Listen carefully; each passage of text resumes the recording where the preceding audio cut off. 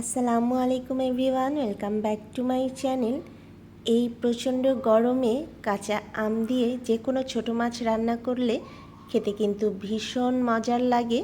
তো আমি আজকে মলা মাছ কাঁচা আম দিয়ে রান্না করেছি। আপনারা যে কোনো মাছ দিয়েই করতে পারবেন। চুলায় একটা প্যান দিয়ে দিয়েছি পরিমাণ মতো তেল। এখন এর মধ্যে দিয়ে দিচ্ছি পেঁয়াজ কুচি।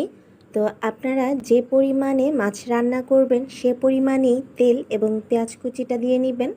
এখন আমি এই পেঁয়াজটা তেলের মধ্যে ভালোভাবে একটু ভেজে নিব। পেঁয়াজটা ভাজা হয়ে গিয়েছে। এখন এর মধ্যে দিয়ে দিচ্ছি হাফ চা চামচ হলুদের গুঁড়ো এবং আরও অ্যাড করে দিচ্ছি 1 চা চামচ লাল মরিচের গুঁড়ো। তো এই মশলাগুলো দেখা যাবে যে পরিমাণে মাছ রান্না করবে সে পরিমাণেই দিয়ে নিতে হবে। আমি দিয়ে দিচ্ছি পরিমাণ মতো একটু লবণ। তো এইবার এই মশলাগুলো তেলের মধ্যে ভালোভাবে একটু ভেজে নিব। মশলাগুলো যেন পুড়ে না যায় তাই আমি এর মধ্যে কিছুটা পানি দিয়ে দিব। আর পানি দিয়ে নিলে দেখা যাবে যে মশলাটা ভালোভাবে কষানো যাবে। মশলাটা কষানো হয়ে গিয়েছে, এটা তেলের উপর উঠে এসেছে। এখন মাছগুলো আমি এর মধ্যে দিয়ে দিচ্ছি।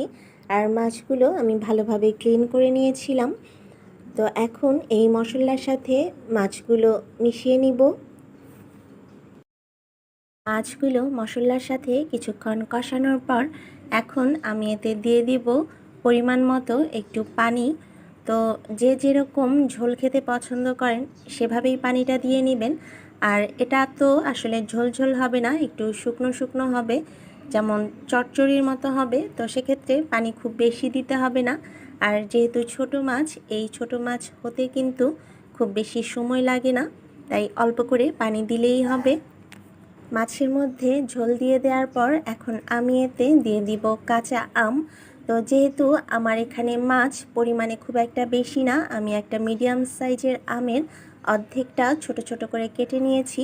আর আপনারা যদি বেশি করে মাছ রান্না করেন তাহলে আমটাও একটু বেশি করে দিবেন, কারণ এই মলা মাছের বা যে কোনো ছোটো মাছের চচ্চড়িতে কাঁচা আম দিলে যখন একটু খেতে টক টক লাগে, এটা কিন্তু অনেক বেশি টেস্ট লাগে। বিশেষ করে আমার তো এটা খুবই ফেভারিট। তো ঝোলটা অনেকটা শুকিয়ে এসেছে। এখন এর মধ্যে আমি কিছু কাঁচামরিচ দিয়ে দিচ্ছি। আর কাঁচামরিচের মুখগুলো আমি কেটে নিয়েছি। তো আপনারা যদি ঝাল বেশি খেতে চান তাহলে কাঁচামরিচটা আরও বেশি করে দিতে পারেন। ছোট মাছ রান্না করতে কিন্তু খুব বেশি সময় লাগে না। তো আমার ঝোলটা অনেকটাই শুকিয়ে এসেছে, এটা প্রায় হয়ে গিয়েছে।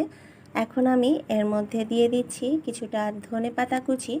আর আপনাদের জন্য একটা টিপস হচ্ছে, আপনারা যে কোনো ছোটো মাছ হোক বা বড় মাছ হোক, ধনেপাতাটা অবশ্যই তরকারি রান্নার একদম শেষে দিয়ে দিবেন।